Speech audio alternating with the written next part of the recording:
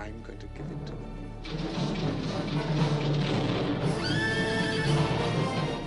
In December 1962, Queen Elizabeth II watched a 222-minute version of Lawrence of Arabia. 3 weeks later, that version disappeared forever. Producer Sam Spiegel secretly cut 20 minutes to squeeze in extra showings.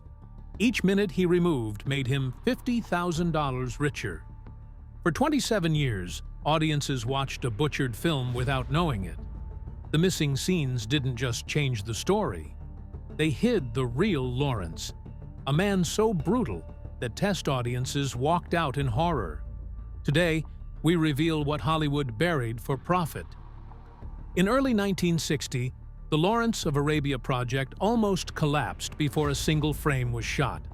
The first version of the script had been written by Michael Wilson, a blacklisted writer hired quietly by producer Sam Spiegel.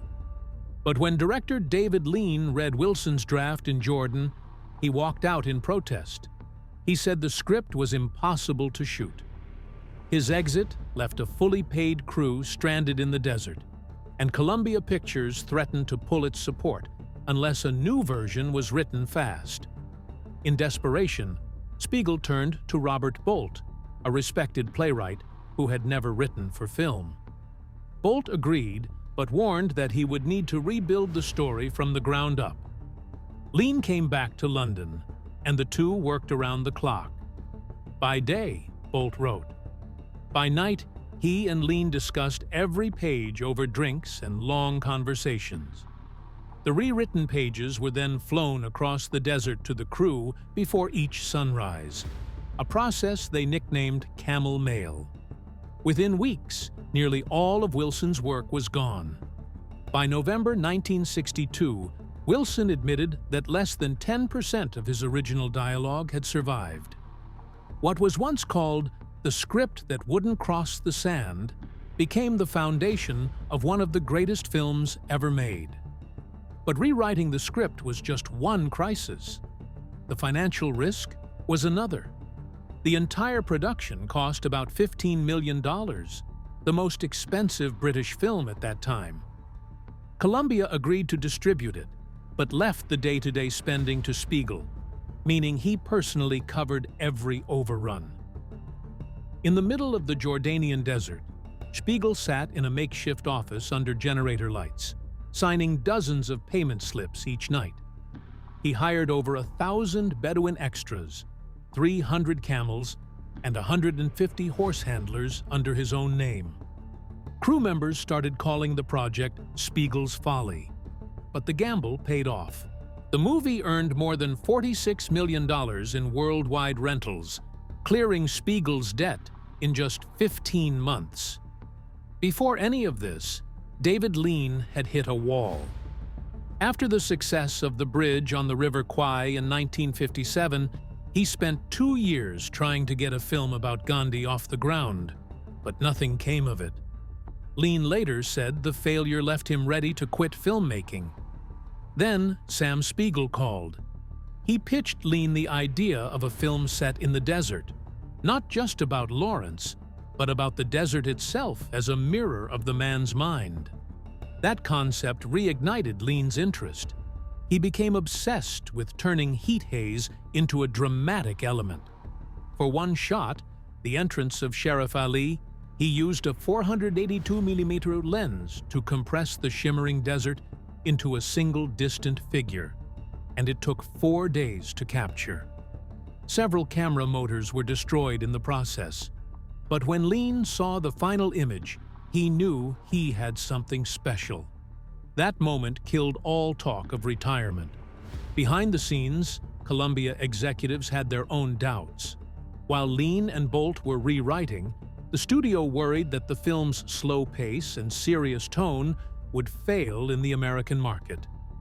So they quietly hired 2 uncredited writers to create an alternate version. Their script added a fictional American character, a love story, and a patriotic flag-waving finale. The rewrite was mailed to Jordan in September 1961. Lean read it, called it Hollywood tripe, and ripped it up in front of the entire crew. Bolt later said he never wrote a single line involving romance and thanked Lean for keeping the desert pure. The gaffers jokingly labeled the discarded draft Operation Sabotage. The pages were forgotten until decades later, when they were uncovered in Columbia's archives. Casting wasn't easy either. When Peter O'Toole's screen test landed in front of Columbia executives in February 1961, they dismissed him as a pretty boy without screen presence. David Lean exploded at the suggestion. The studio wanted Cary Grant, who was 57, but Lean insisted O'Toole was the right choice. He quietly ordered a second screen test, O'Toole yelling lines from 7 pillars while firing a Webley revolver.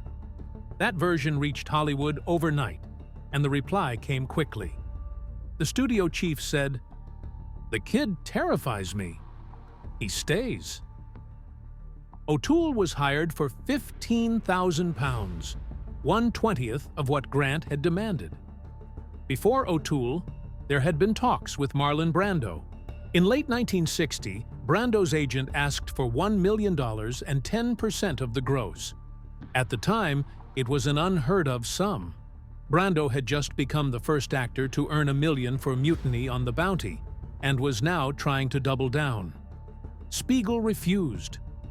Brando called him a Hollywood parasite and mailed a postcard from Tahiti that read, "Too hot in the desert, try Fiji." And with that, the talks ended. The demand set a new record, but Brando never joined the film. On set, the tension didn't stop. Anthony Quinn arrived in Aqaba in July 1961 and discovered that his role as Auda Abu Tai had been cut dramatically to make more space for Omar Sharif's character. Furious, Quinn told Lean he would leave unless his big monologue, the one about his 23 wounds, was restored. Lean compromised. Quinn got to keep his speech and gained a dramatic close-up, while Sharif kept the iconic entrance across the Mirage. Their feud lasted months. Crew members began calling their camel caravans the Quinn-O-meter, because tempers flared every time a scene shifted focus, away from Auda. Not all doubts were shouted. Alec Guinness, who played Prince Faisal, kept his worries quiet. Letters he wrote in 1962, only published decades later, reveal he was deeply uncomfortable with the idea of wearing brownface. He feared the makeup would make him look like a wax caricature. Still, he took the role for £100,000 and stayed silent in public. In private, he begged Lean to light him softly, to make him ghost-like rather than exaggerated. His concerns about representation came years before such conversations reached mainstream Hollywood. Claude Rains had just 2 weeks to prepare. On 1st August 1961, he was vacationing in New Hampshire when Robert Newton, the actor originally cast as Dryden, died of a heart attack. Rains was flown to Jordan immediately. He hadn't read the book, didn't know the script, and had only fragments of dialogue taped inside his tarbouche. He learned most of his lines while bouncing through the desert in a jeep, reading pages taped to the dashboard. 4 hours after arriving, he was in costume and in front of the camera. On December 10, 1962, something strange happened in London. Queen Elizabeth II arrived at the Odeon Leicester Square for the royal premiere of Lawrence of Arabia. The version she watched that night ran for 222 minutes, nearly 4 hours. It was exactly what director David Lean had delivered. Nothing was cut, nothing was trimmed. This was his full vision, shown for the first time. But just a few weeks later, that version vanished. Producer Sam Spiegel quietly told Lean to shorten the film. 20 minutes were removed, bringing the runtime down to 202 minutes. Most people didn't even notice. Newspapers kept printing the original 222-minute length, and no one told the public that what they'd soon watch in theaters wasn't the same as the version the Queen had seen. Key scenes were gone, like Lawrence being humiliated in the officer's mess, and quiet conversations that revealed more about his inner world. Only 2 prints of the long version existed, and both disappeared into Columbia's archives. Audiences spent decades watching a version that had been trimmed behind the scenes. Even though the shortened version was what played worldwide, it still made a fortune. The movie grossed nearly $70 million against a $15 million budget. By trimming it down, theaters could squeeze in 1 extra showing per day. That small change boosted revenue by around 20% in every cinema. Everyone thought they were watching the full masterpiece, but what they saw had already been edited for profit. For 27 years, the original cut stayed hidden. People unknowingly paid to see a version that had lost important pieces, and the money kept pouring in. Critics praised it from the very start. They loved the music by Maurice Jarre, the stunning desert scenes captured by Freddie Young, and Peter O'Toole's unforgettable performance. Their reviews helped turn the film into a legend, but every single one of those reviews was written about the 202-minute version.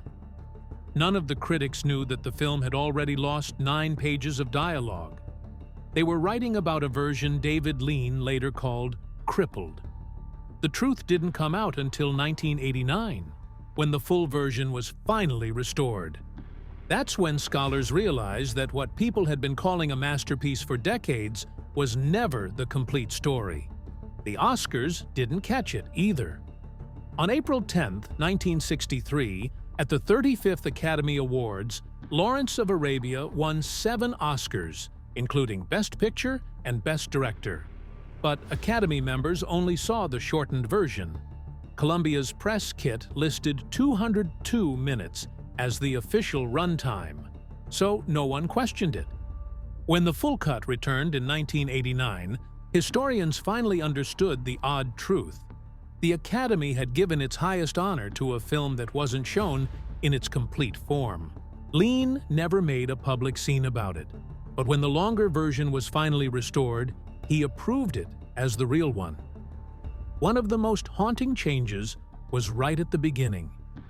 In Lean's original version, the movie didn't open with the roar of a motorcycle. It started quietly, with a shot of Lawrence's broken goggles hanging from a tree near the road where he died on May 19, 1935. That image was meant to return later in the desert scenes, creating a visual loop that linked his death back to his journey. But when the film was shortened in 1962, the goggles shot was the very first thing they cut. It lasted only 16 seconds, but its absence broke the story's circle. Instead of a slow, ghostly moment that hinted at fate, the movie began with chaos. Just that one cut changed the tone completely. Lean had used that tiny image for something much bigger. The goggles weren't just a random prop. They were a sign of Lawrence's obsession with speed and danger. Without them, the crash just looks like a tragic accident. With them, the audience would have known from the beginning that he was racing toward death. Scholars who restored the film in 1988 found that Lean had spent 392 frames on that one shot, more than 16% of the entire crash sequence. It was meant to set the tone for the whole film. Cutting it erased a vital piece of psychological groundwork. When Lean found out about the missing shot, he was furious. He had spent years working as an editor before becoming a director, and he treated every frame like a brick in a perfect structure. When he learned that the goggles scene had been cut, while he was still mixing the sound in December 1962, he sent a memo calling it artistic vandalism. He was so angry he didn't speak to Sam Spiegel for almost a year. They communicated only through assistants, even during the Oscar campaign. By then, Lean was already known for being obsessive. His camera operator called him a dedicated maniac. This betrayal just made him more guarded. When restoration began in 1988, the first thing he said was, This time we keep the goggles, whatever it costs." That small scene was packed with meaning. Lean had built the whole film around symbols, and sun imagery played a huge role. Lawrence, pale and out of place, had cast himself as a kind of desert god. The goggles were a warning that his vision of himself was flawed, that he'd never really understand the desert or his own identity. Lean had carefully planned that shot with an empty sky in the background, linking the peaceful countryside to the brutal desert. The film's composer had even written a faint metallic jingle to match the goggles, which echoed later during a desert wind scene. But none of that made it into the version people saw. The symbolism was lost for 20 years. Editor Anne V. Coates, who won an Oscar for her work on the film, later said she regretted cutting that shot more than any other. In a 1996 interview, she admitted it still kept her up at night. Back in 1962, she'd been ordered to trim exactly 212 seconds so the film would fit better into London's schedules. The goggles shot was one of the last things to go, cut after 18 straight hours in the editing room because it didn't interfere with dialogue. Years later, she did the math and realized that removing that single image cost the movie nearly 30% of its visual callbacks. When she joined the 1988 restoration, her first task was to find those 384 missing frames. She located them in the British vault, unmarked, in Reel 1A, and she personally glued them back in. In 1917, something happened to T.E. Lawrence in Dara that he would never fully recover from. According to his own words in 7 Pillars of Wisdom, he was stripped, beaten, and raped by the Turkish governor. That's what he wrote on page 433 of his 1922 text. When the movie Lawrence of Arabia was made in 1962, the original script showed this scene just as brutally.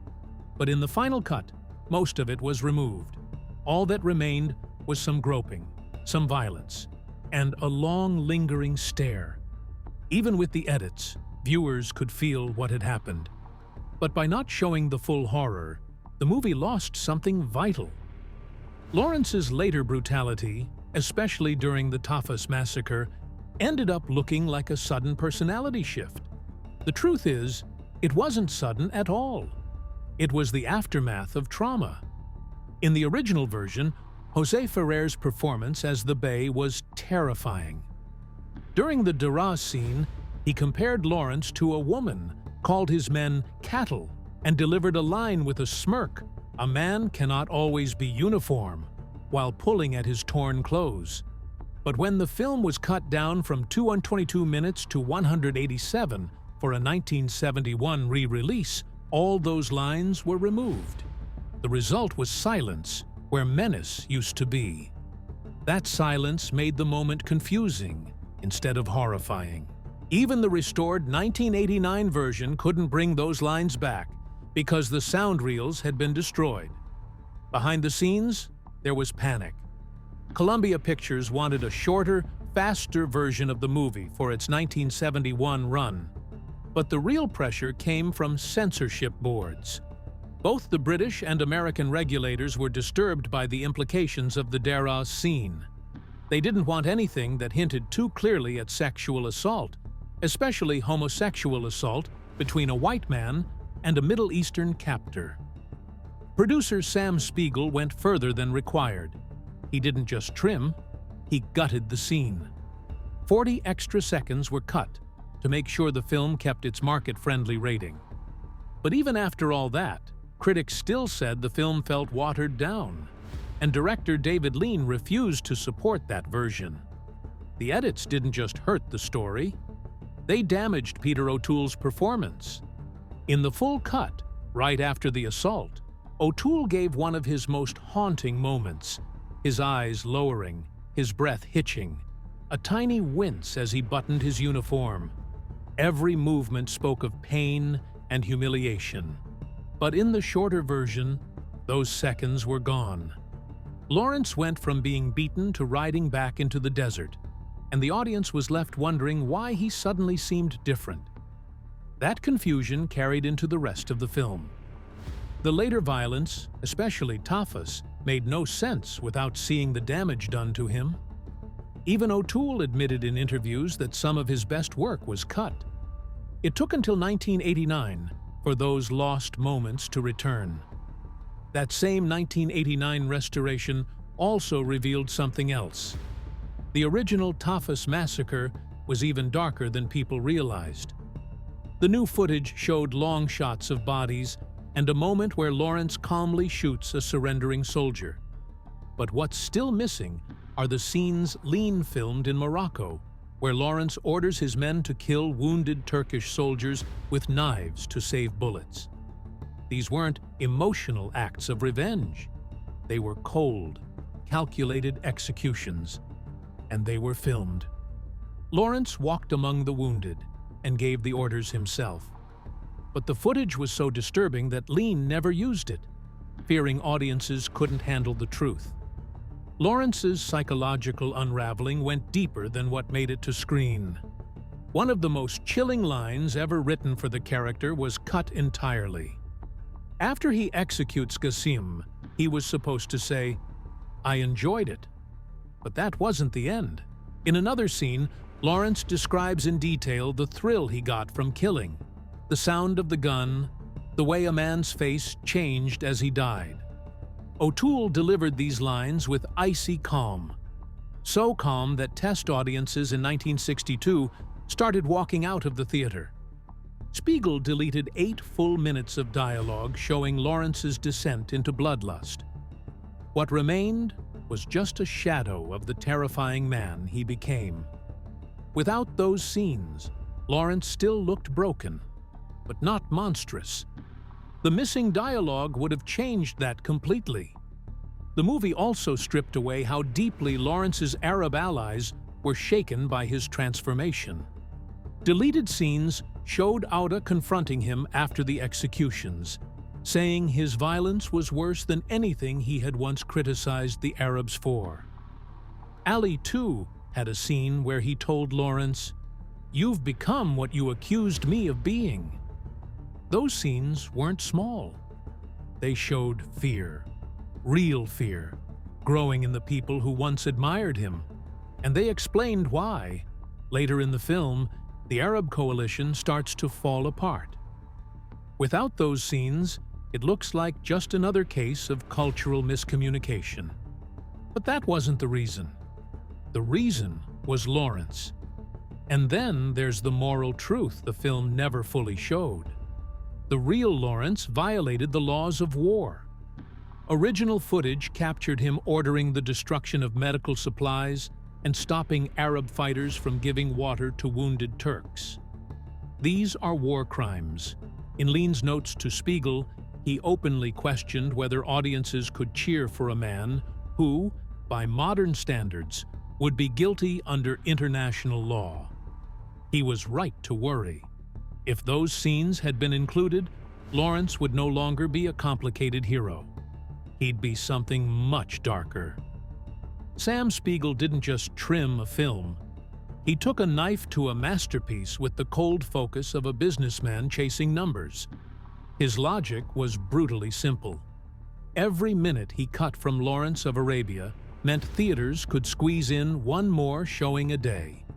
That translated to more tickets, more revenue, and an extra $50,000 for every single minute lost. When he slashed 20 minutes from the film just weeks after its December 1962 royal premiere, he made himself $1 million richer. And just like that, David Lean's 222-minute epic became a 202-minute product. The art was secondary. The goal was profit. Theater owners had complained 2 showings a day weren't enough. Spiegel gave them 3. But in doing so, he treated a towering work of cinema like a fast food item, cut for speed and turnover. For years, people believed Lean had been away when it happened, powerless to stop it. That's the story Spiegel told. That's what editor Ann Coates backed up in interviews. But later, she admitted her memory had been wrong.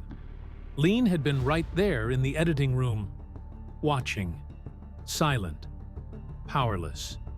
Spiegel held the money. Lean held nothing. The man who had spent years crafting a sweeping desert odyssey was forced to watch as someone else dismantled it, scene by scene. And then came the final cruelty. Spiegel told the world it had all happened behind Lean's back, casting the director as a willing participant in the ruin of his own vision. Spiegel didn't stop at cutting the film. He made sure it could never be put back together. He scattered the removed footage across different storage vaults, storing it in pieces so that no one, not even Lean, could easily retrieve it. This wasn't sloppiness. It was a strategy.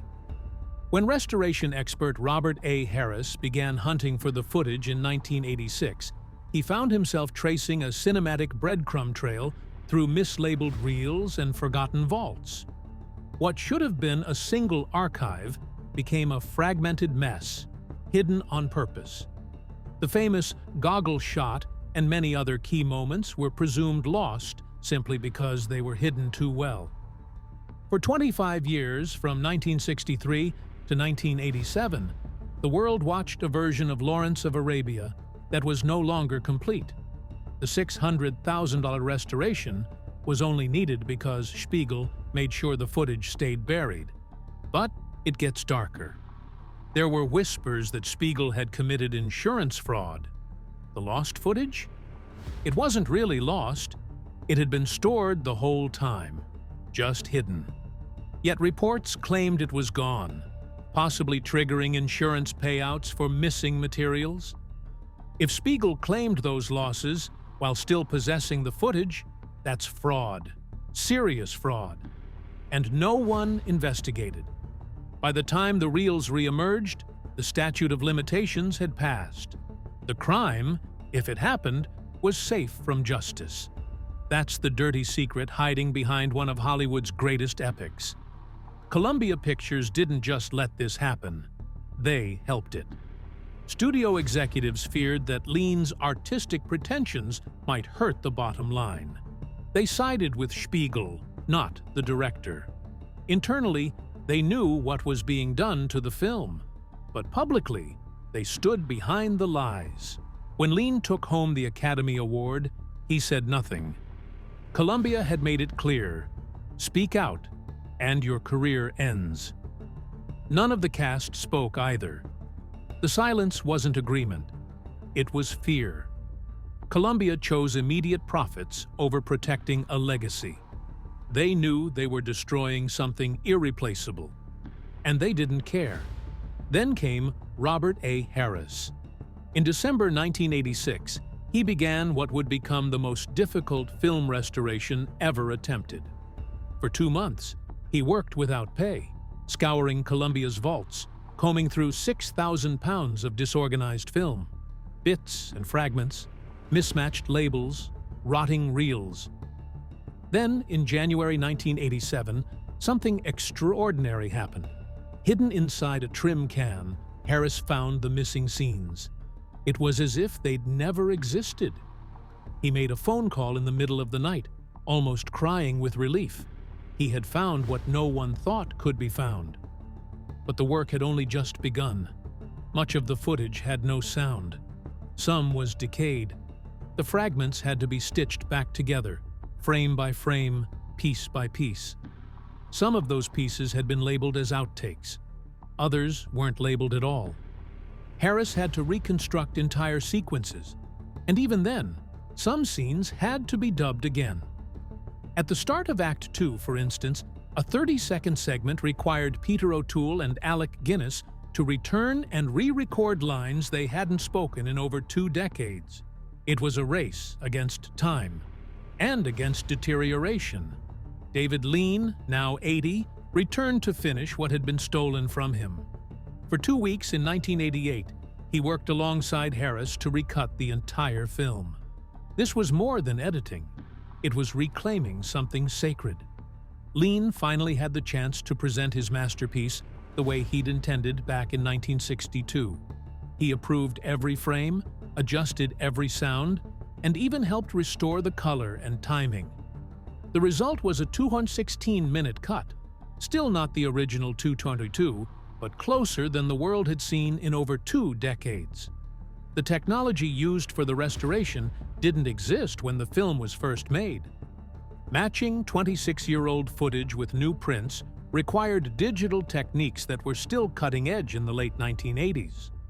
Some reels were missing sound entirely. Others had degraded visuals. Harris and his team had to rebuild scenes using whatever scraps they could find, spending not just $600,000 for the restoration, but another $2 million for new prints and promotion. The restored film featured 70mm prints with 6-track stereo sound, replicating the grandeur of the original roadshow screenings. Then, in 2012, Sony restored the film again for its 50th anniversary, using digital tools far more powerful than Harris had in 1988. One name helped push this resurrection into the spotlight: Steven Spielberg. As co-chair of the AFI's Preservation Center, Spielberg stepped in as a powerful advocate. He had first seen Lawrence of Arabia in Phoenix as a teenager and said it was the film that made him want to become a director. He helped arrange fundraising premieres in New York, Washington, and Los Angeles in February 1989. All proceeds went to preservation efforts. Spielberg's influence ensured Columbia cooperated, and his endorsement gave the restoration the legitimacy it needed to succeed.